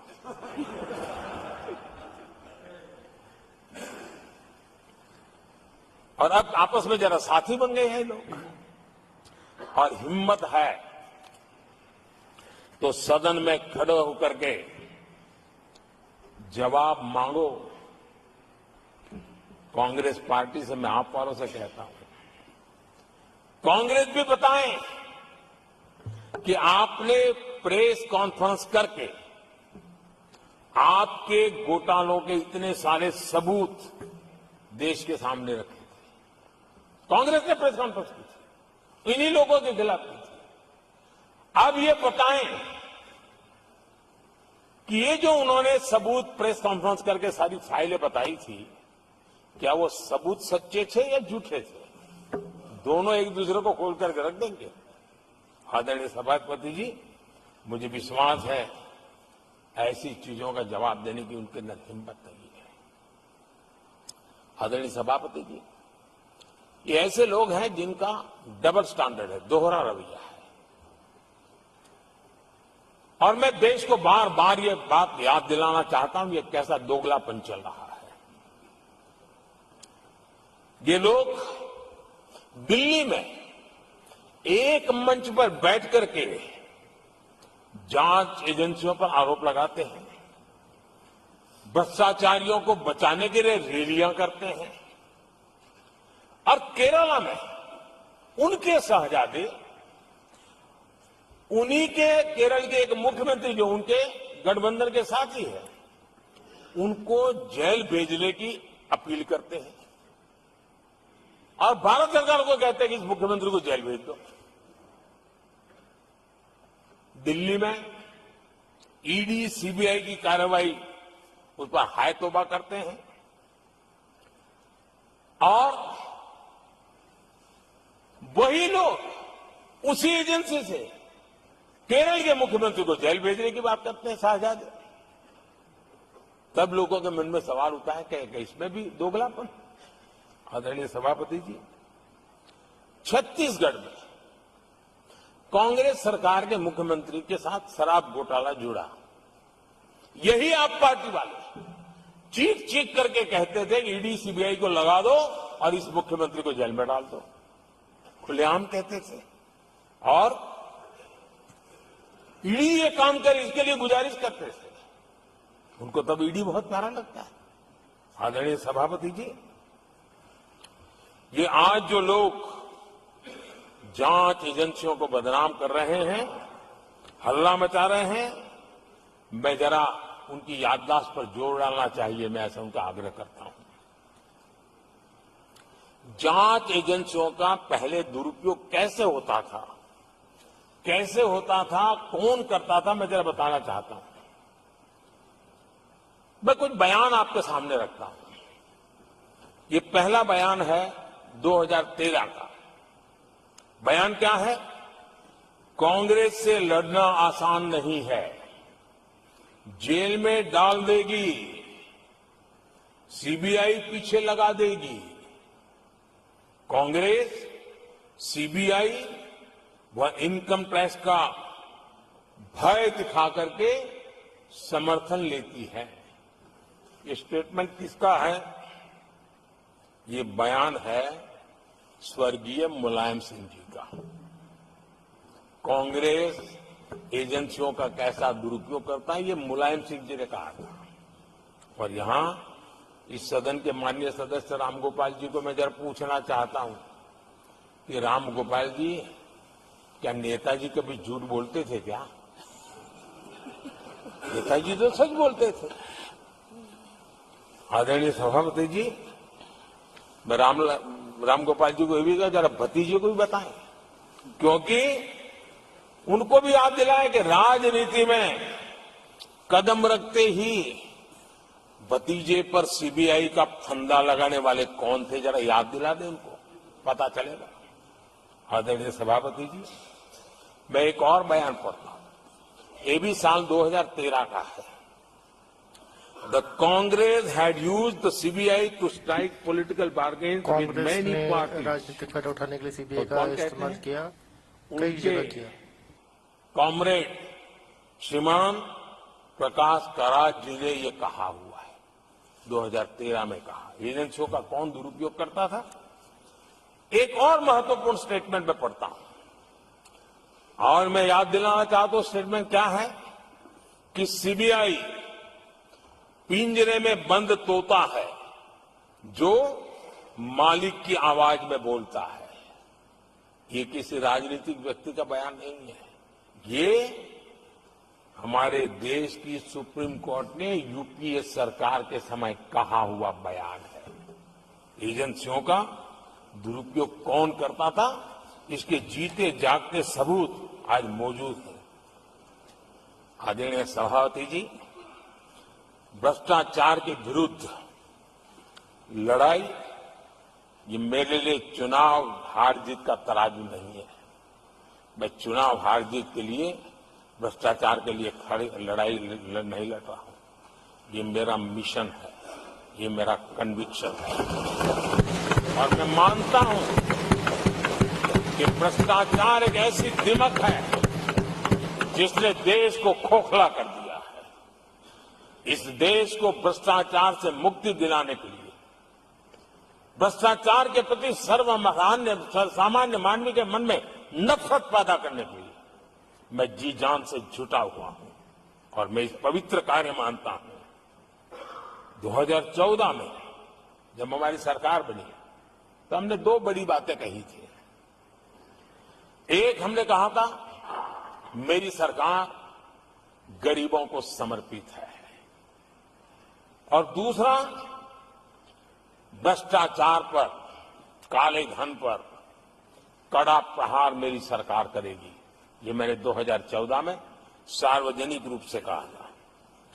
इसी ध्येय को लेकर के एक तरफ गरीबों के कल्याण के लिए विश्व की सबसे बड़ी कल्याण योजना हम चला रहे हैं, गरीब कल्याण योजना चला रहे हैं। दूसरी तरफ भ्रष्टाचार के विरुद्ध नए कानून, नई व्यवस्थाएं, नए तंत्र हम विकसित कर रहे हैं।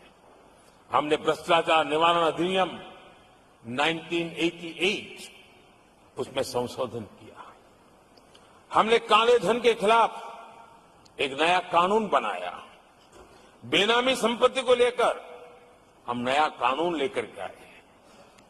इन कानूनों से भ्रष्ट अधिकारियों पर भी कार्रवाई हो गई, लेकिन लीकेज हटाने के लिए हमने सकारात्मक रूप से गवर्नमेंट में भी बदलाव लाया। हमने डायरेक्ट बेनिफिट ट्रांसफर पर बल दिया। हमने डिजिटल टेक्नोलॉजी का भरपूर उपयोग किया है और तभी आज हर लाभार्थी तक उसके हक का फायदा तुरंत सीधा पहुंच रहा है। एक नए पैसे का लीकेज नहीं होता है। ये हमारी भ्रष्टाचार के खिलाफ लड़ाई का पहलू है।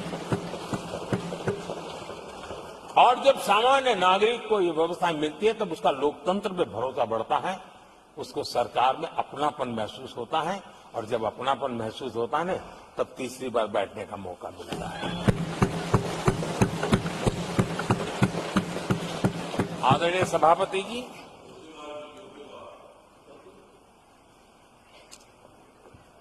मैं निसंकोच रूप से कहना चाहता हूं, लाग लपेट नहीं रखता हूं, और मैं देशवासियों को भी कहना चाहता हूं कि मैंने एजेंसियों को भ्रष्टाचार और भ्रष्टाचारियों पर कड़ों से कठोर कार्रवाई करने के लिए खुली छूट दे के रखी है।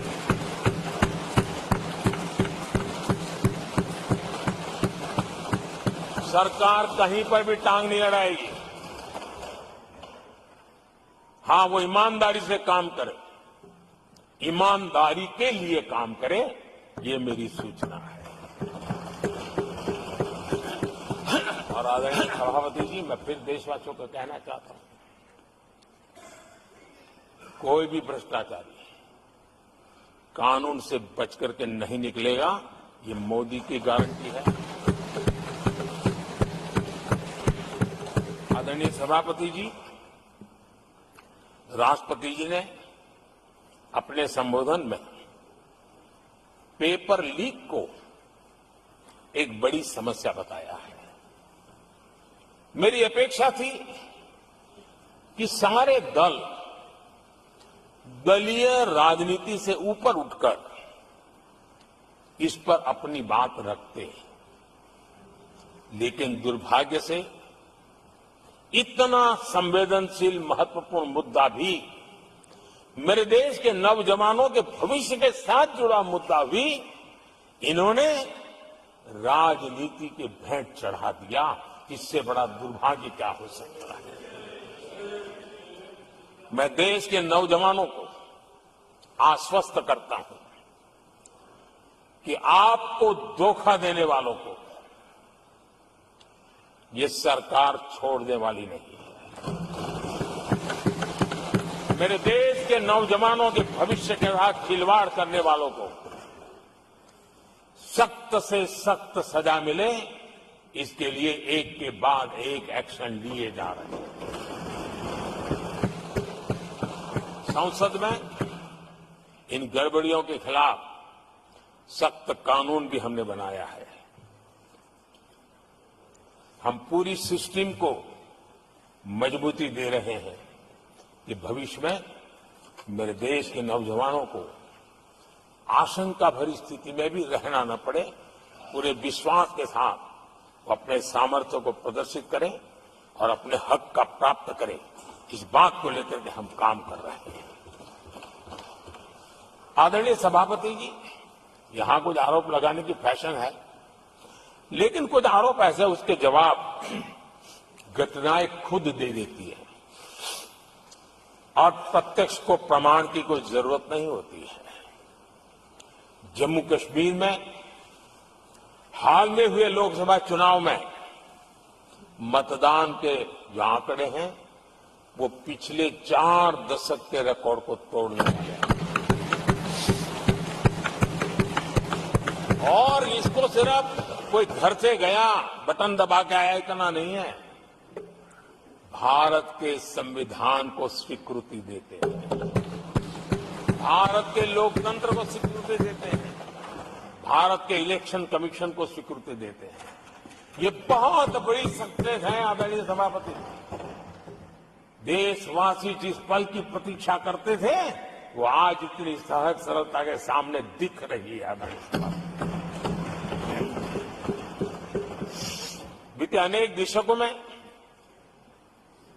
बंद, हड़ताल, आतंक की धमकियां, इधर उधर बम धमाके की कोशिशें एक प्रकार से लोकतंत्र पर ग्रहण बनी हुई थी। आज इस बार लोगों ने संविधान पर अटूट विश्वास रखते हुए अपने भाग्य का फैसला लिया है। मैं जम्मू कश्मीर के मतदाताओं को विशेष रूप से बधाई देता हूं। आदरणीय सभापति जी, जम्मू कश्मीर में आतंकवाद से हमारी लड़ाई एक प्रकार से अंतिम दौर पर है, अंतिम चरण में है। आतंक के बचे हुए नेटवर्क को भी हम सख्ती से नेस्त नाबूद करने के लिए पूरी व्यूहरचना के साथ आगे बढ़ रहे हैं। बीते 10 वर्षों में पहले की तुलना में आतंकी घटनाओं में बहुत गिरावट आई है। अब पत्थरबाजी की खबरें भी शायद ही किसी कोने में एक आध बार आ जाए तो आ जाए। अब जम्मू कश्मीर में आतंक और अलगाव खत्म हो रहा है और इस लड़ाई में जम्मू कश्मीर के नागरिक हमारी मदद कर रहे हैं, नेतृत्व कर रहे हैं। ये सबसे जरा विश्वास पैदा करने वाली बात है। आज वहां टूरिज्म नए रिकॉर्ड बना रहा है, निवेश बढ़ रहा है। आदरणीय सभापति जी, आज जो नॉर्थ ईस्ट को लेकर सवाल उठाते हैं, उन्होंने नॉर्थ ईस्ट को अपने हाल पर छोड़ के रखा था, क्योंकि उनकी जो चुनावी हिसाब किताब होता है, नॉर्थ ईस्ट से इतनी ही लोकसभा की सीटें हैं, क्या उससे राजनीति में फर्क पड़ता है? कभी कोई परवाह नहीं, उसे उनके नसीब पर छोड़ दिया था। हम नॉर्थ ईस्ट को आज देश के विकास का एक सशक्त इंजन बनाने की ओर ताकत से लगे। नॉर्थ ईस्ट पूर्वी एशिया के साथ ट्रेड, टूरिज्म और कल्चरल कनेक्टिविटी उसका गेटवे बन रहा है। और ये जो कहते हैं ना 21वीं सदी भारत की सदी, उसमें ये इनिशिएटिव बहुत बड़ा रोल प्ले करने वाला है। ये हमें स्वीकार करना होगा। आदरणीय सभापति जी, हमने नॉर्थ ईस्ट में गत 5 वर्ष में जो काम किया है, और अगर पुराने कांग्रेस के हिसाब से साथ उसको अगर तुलना कर दी जाए, हमने जितना काम 5 साल में किया है, इतना अगर उनको करना होता ना तो कम से कम 20 साल लग जाते, एक पीढ़ी और चली जाती। हमने इतना तेजी से काम किया है। आज नॉर्थ ईस्ट की कनेक्टिविटी उसके विकास का मूलभूत आधार है, उसको हमने प्राथमिकता दी है। और आज भूतकाल के सारे इंफ्रास्ट्रक्चर से कई गुना आगे हम निकल चुके हैं और हमने उसको करके दिखाए हैं। आदरणीय सभापति जी, नॉर्थ ईस्ट में स्थायी शांति के लिए 10 वर्षों में अनेक प्रयास किए गए हैं और निरंतर प्रयास किए गए हैं। बिना रुके, बिना थके, हर एक को विश्वास में लेते हुए में प्रयास किए गए और उसकी चर्चा कम हुई है देश में, लेकिन परिणाम बहुत ही आशा पैदा करने वाले निकले हैं। राज्यों के बीच सीमा विवाद संघर्षों को जन्म देता रहा है और आजादी से अब तक निरंतर चलता रहा है। हमने राज्यों को साथ बिठा करके सहमति के साथ जितने सीमा विवाद खत्म कर सकते हैं, एक के बाद एक अकॉर्ड करते करते जा रहे हैं। रिकॉर्डेड है, सहमति की रिकॉर्ड है, और उसके लिए जो सीमाओं में किसी को उधर जाना है, किसी को यहां आना है, कहीं रेखा यहां बनाने, कहीं रेखा वहां, वो सारे काम कर चुके हैं। आदरणीय सभापति जी, ये नॉर्थ ईस्ट की बहुत बड़ी सेवा। हिंसा से जुड़े संगठन, जो हथियारबंद गिरोह थे, जो वहां लड़ाई लड़ते रहते थे, अंडरग्राउंड के लड़ाई लड़ते थे, हर व्यवस्था को चुनौती देते थे, हर काउंटर ग्रुप को चुनौती देते थे, खून खराबा होता रहता था, आज उनको साथ लेकर के स्थायी समझौते हो रहे हैं, शस्त्र सरेंडर हो रहे हैं, जो गंभीर गुनाह के अंदर हैं वो जेल जाने के लिए तैयार हो रहे हैं, अदालत को फेस करने के लिए तैयार हो रहे हैं। न्याय तंत्र के प्रति भरोसा बढ़ना, संविधान के प्रति भरोसा बढ़ना, भारत के लोकतंत्र के प्रति भरोसा बढ़ना, भारत के गवर्नमेंट की रचना पे भरोसा करना, ये इसमें से अनुभव होता है और आज हो रहा है। आदरणीय सभापति जी, मणिपुर के संबंध में मैंने पिछले सत्र में विस्तार से बात कही थी, लेकिन आज मैं फिर से एक बार दोहराना चाहता हूं। मणिपुर की स्थिति सामान्य करने के लिए सरकार निरंतर प्रयासरत है। वहां जो कुछ भी घटनाएं घटी, 11,000 से ज्यादा एफआईआर की गई है। मणिपुर छोटा सा राज्य है, 11,000 एफआईआर की गई है, 500 से ज्यादा लोग अरेस्ट हुए हैं। आदरणीय सभापति जी, इस बात को भी हमें स्वीकार करना होगा कि मणिपुर में लगातार हिंसा की घटनाएं कम होती जा रही है। इसका मतलब शांति का आशा रखना, शांति पे भरोसा करना संभव हो रहा है। आज मणिपुर के अधिकांश हिस्सों में आम दिनों की तरह स्कूल चल रहे हैं, कॉलेज चल रहे हैं, दफ्तर और दूसरे संस्थान खुले हैं। आदरणीय सभापति जी, मणिपुर में भी जैसे देश के अन्य भागों में परीक्षाएं हुई, वहां भी परीक्षाएं हुई है और बच्चों का अपनी विकास यात्रा जारी रखी है। आदरणीय सभापति, केंद्र और राज्य सरकार सभी से बातचीत करके शांति के लिए, सौहार्द रास्ता खोलने के लिए लगातार प्रयास कर रही है।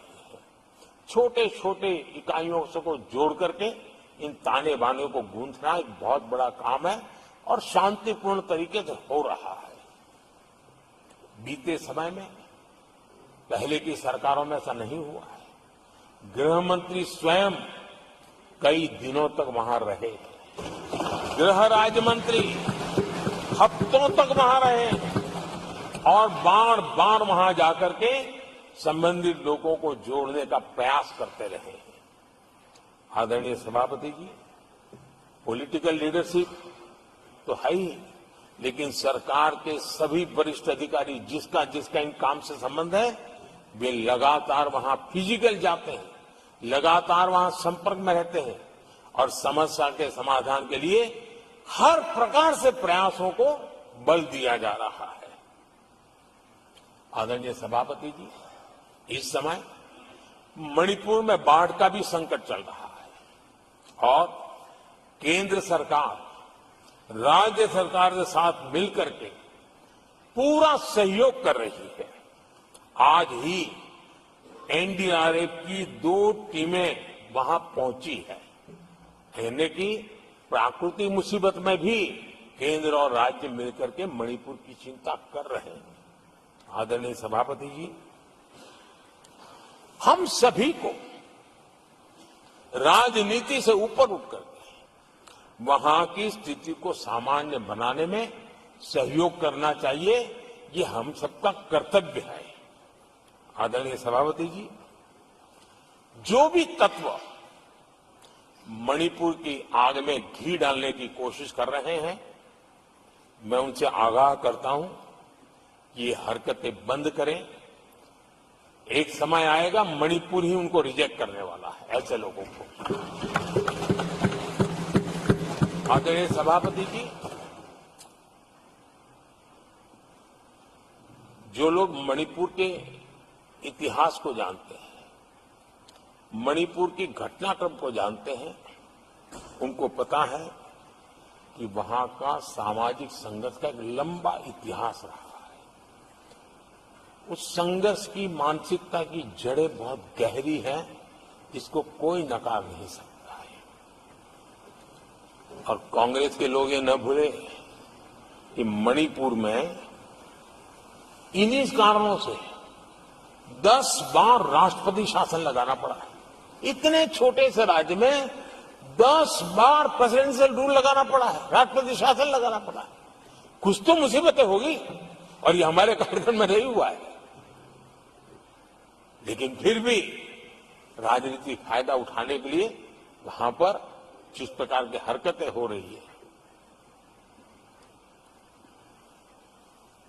और राष्ट्रपति जी, आदरणीय सभापति जी, मैं इस सदन में देशवासियों को मैं बताना चाहता हूं, 1993 में मणिपुर में ऐसे ही घटनाओं का क्रम चला था, और इतना तीव्र चला था, इतना व्यापक चला था, वो 5 साल लगातार चला था। तो ये सारा इतिहास समझ करके हमें बहुत समझदारी के पूर्वक स्थितियों को ठीक करने के लिए प्रयास करना है। जो भी इसमें सहयोग देना चाहते हैं, हर एक का सहयोग भी हम लेना चाहते हैं, लेकिन हम सामान्य स्थिति को बरकरार रखने में, शांति लाने में भरपूर प्रयास कर रहे हैं। आदरणीय सभापति जी, ये मेरा सौभाग्य रहा है कि मैं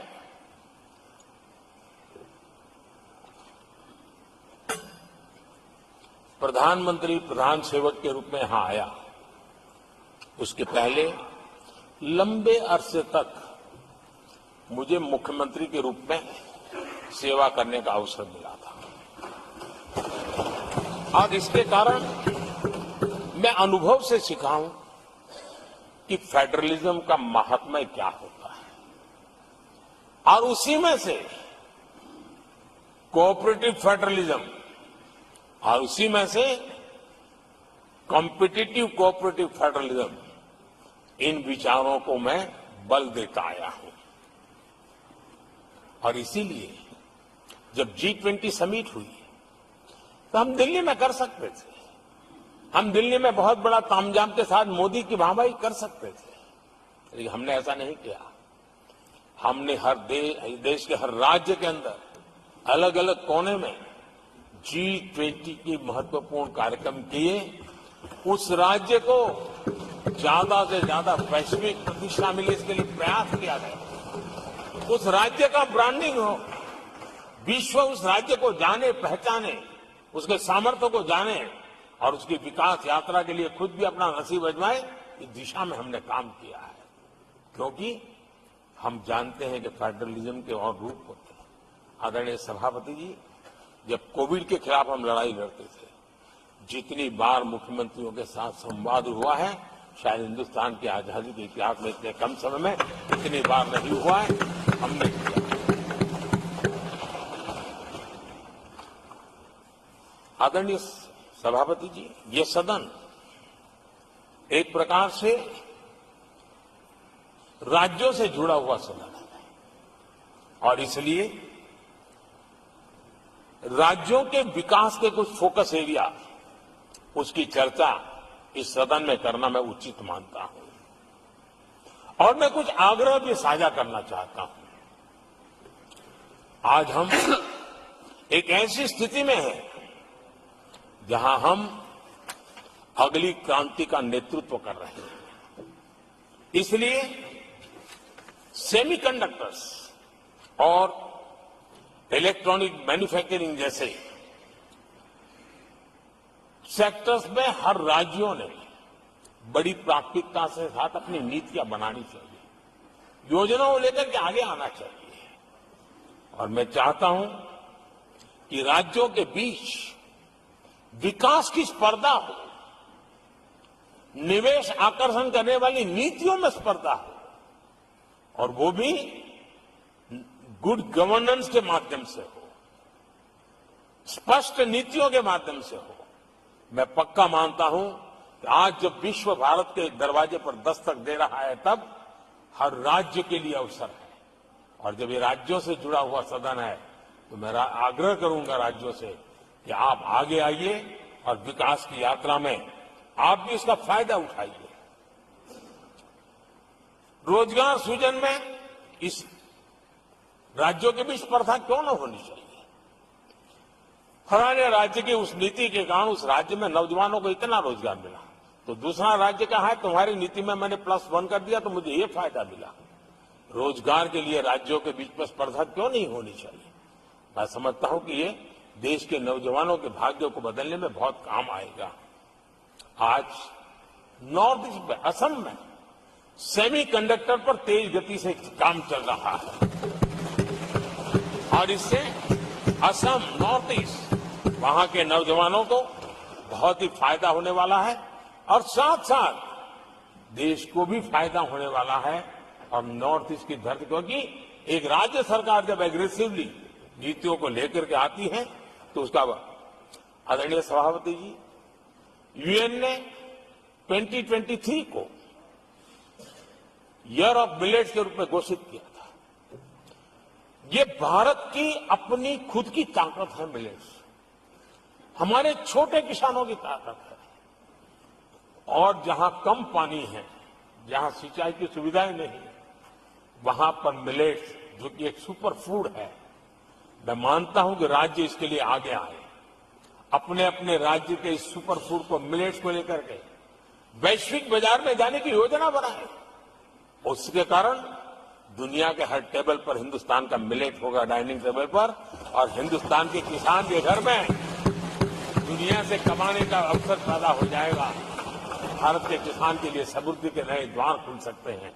मैं राज्यों से आग्रह करूंगा कि आप आइए। आदरणीय सभापति जी, दुनिया के लिए न्यूट्रिशन मार्केट, इसका सॉल्यूशन भी हमारे देश के मिलेट में है। ये सुपर फूड है, और जहां पर न्यूट्रिशन की चिंता है, वहां पर हमारा मिलेट बहुत बड़ा काम कर सकता है। हमें तो आरोग्य की दृष्टि से भी वैश्विक मंच पर ले जाने के लिए हमारे राज्य आगे आए, अपनी एक पहचान बनाए। आदरणीय सभापति जी, 21वीं सदी में ईज ऑफ लिविंग, ये सामान्य मानवीय का हक है, और मैं चाहता हूं कि राज्य सरकार अपने यहां की नीति, नियम, व्यवस्थाएं उस प्रकार से विकसित करें ताकि सामान्य नागरिक को ईज ऑफ लिविंग का अवसर मिले। और इस सदन से राज्यों को अगर वो संदेश जाता है तो देश के लिए उपयोगी होगा। आदरणीय सभापति जी, भ्रष्टाचार के खिलाफ जो हमारी लड़ाई है, उसको हमें कई स्तरों पर नीचे ले जाना पड़ेगा, और इसलिए चाहे पंचायत हो, नगरपालिका हो, महानगर पालिका हो, तहसील पंचायतें हो, जिला परिषद हो, ये सारी इकाइयों में एक ही मिशन के साथ भ्रष्टाचार से मुक्ति का राज्य के बीड़ा उठाएंगे, तो हम बहुत तेजी से देश के सामान्य मानवी को जो भ्रष्टाचार से जूझना पड़ता है, उससे मुक्ति दिला सकते हैं। आदरणीय सभापति जी, समय की मांग है कि हमारे यहां एफिशिएंसी अब होती है चलती है का जमाना चला गया है। 21वीं सदी में भारत को, अगर भारत की सदी के रूप में अपने आप को प्रस्तावित करना है, तो हमारे गवर्नेंस के मॉडल में, हमारे डिलीवरी के मॉडल में, हमारे निर्णय प्रक्रिया के मॉडल में एफिशिएंसी बहुत अनिवार्य है। मैं आशा करता हूं कि सर्विस की स्पीड बढ़ाने में, निर्णयों की स्पीड बढ़ाने में एफिशिएंसी की दिशा में काम होगा, और जब इस प्रकार से काम होते हैं तो ट्रांसपेरेंसी भी आती है, इफ्स एंड बर्ड्स भी नहीं रहते हैं, और सामान्य मानवीय के हकों की रक्षा भी होती है, और ईज ऑफ लिविंग, इसका एहसास हर नागरिक कर सकता है। आदरणीय सभापति जी, मेरा एक कन्विक्शन है और मैं मानता हूं कि आज समय की मांग है कि हमारे देश के नागरिकों के जीवन से सरकार की दखल जितनी कम हो उस दिशा में हमने प्रयास करना चाहिए। रोजमर्रा की जिंदगी में सरकार सरकार सरकार, अब हम उस दिशा में जा रहे हैं। तब हां, जिनको सरकार की जरूरत है, जिनके जीवन में सरकार की उपयोगिता आवश्यकता है, उनके जीवन में सरकार का अभाव नहीं होना चाहिए। लेकिन जो अपने बलबूते पर जीवन को आगे बढ़ाना चाहते हैं, सरकार का प्रभाव उनके रोकने का प्रयास न करें। और इसलिए सरकार की दखल जितनी कम हो, वैसी समाज और सरकार की व्यवस्थाओं को विकसित करने के लिए मैं राज्यों से आग्रह करता हूं कि आप आगे आइए। आदरणीय सभापति जी, क्लाइमेट चेंज के कारण प्राकृतिक आपदाओं की स्थिति बढ़ती जा रही है और वो किसी को एक कोने में करने वाला काम नहीं होता है। हमने सामूहिक रूप से मिलकर के काम करना होगा। राज्यों ने अपने सामर्थ्य बढ़ाना होगा ताकि प्राकृतिक आपदाओं को हम पूरा, पीने के पानी की व्यवस्था वो भी उतना ही महत्व देना होगा। सामान्य मानवी को आरोग्य की सेवा वो भी उतना ही महत्व देना होगा। और मैं मानता हूं कि हमारे राज्यों में राजनीतिक इच्छा शक्ति के साथ इन मूलभूत कामों की दिशा में हमारे राज्य जरूर जुड़ेंगे। आदरणीय सभापति जी, ये दशक और ये सदी भारत की सदी है।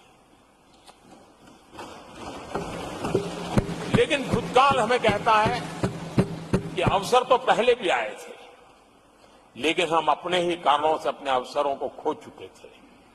अब हमें अवसर खोने की गलती नहीं करनी है। हमें अवसरों को ढूंढना है, हमें अवसरों को जकड़ना है और अवसरों के सहारे हमें अपने संकल्पों को सिद्ध करना है, उस दिशा में जाने का। इससे बड़ा कोई समय नहीं हो सकता है जो समय आज भारत के पास है। 140 करोड़ देशवासियों के पास है, विश्व के सबसे युवा आबादी वाले देश के पास है।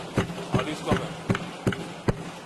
जो देश हमारे साथ आजाद हुए थे वो हमसे आगे निकल चुके हैं, बहुत तेजी से आगे निकल चुके हैं। हम नहीं पहुंच पाए। हमें इस स्थिति को बदलना है और इस संकल्प को लेकर के हमें गिरा है। जिन देशों ने 80 के दशक में रिफॉर्म्स किए, वे आज बहुत तेजी से एक विकसित देश के रूप में खड़े हो गए। हमें रिफॉर्म्स को बुरा मानने की जरूरत नहीं है, रिफॉर्म से कतराने की जरूरत नहीं है। और रिफॉर्म करते हैं तो खुद की सत्ता चली जाएगी, ऐसे भयभीत रहने की जरूरत नहीं है। सत्ता को हथियार रखने की कोई आवश्यकता नहीं है। जितनी भागीदारी बढ़ेगी, जितने निर्णय की शक्ति सामान्य मानवी के हाथ जाएगी, मैं समझता हूं हम भी, भले हम शायद लेट हुए हो, लेकिन हम उस आकांक्षाओं को पूर्ण करने में उस गति को प्राप्त कर सकते हैं और हम अपने संकल्पों की सिद्धि कर सकते हैं। आदरणीय सभापति जी, विकसित भारत का मिशन ये किसी व्यक्ति का मिशन नहीं है, 140 करोड़ देशवासियों का है। किसी एक सरकार का मिशन नहीं है, देश की सभी सरकारी इकाइयों का मिशन है। और हम एक सूत्र में, एक संकल्प के साथ मिलकर के चलेंगे तो हम इन सपनों को साकार कर पाएंगे, ऐसा हमारा पक्का विश्वास है। आदरणीय सभापति जी, मैं विश्व मंच पर जाता हूं, विश्व के अनेक लोगों से मिलता रहता हूं और मैं आज अनुभव कर रहा हूं कि पूरा विश्व निवेश के लिए तैयार है और भारत उनकी पहली पसंद है। हमारे राज्यों में निवेश आने वाला है, उसका पहला द्वार तो राज्य ही होता है। अगर राज्य जितना ज्यादा इस अवसर को जुटाएंगे, मैं इसको मानता हूं उस राज्य का भी विकास होगा। आदरणीय सभापति जी, जिन जिन बातों को हमारे माननीय सदस्यों ने उठाया था, उन सबको संकलित रूप में जानकारी देने का मैंने प्रयास किया है। और आदरणीय राष्ट्रपति महोदय ने जो अभिभाषण दिया, जो हमारे लिए दिशा निर्देश दिए हैं और देश के सामान्य मानवी के अंदर जो उन्होंने विश्वास पैदा किया है, इसके लिए मेरी तरफ से भी और इस सदन की तरफ से भी मैं राष्ट्रपति जी का हृदय से बहुत बहुत आभार व्यक्त करते हुए मेरी वाणी को विराम देता हूं। बहुत बहुत धन्यवाद।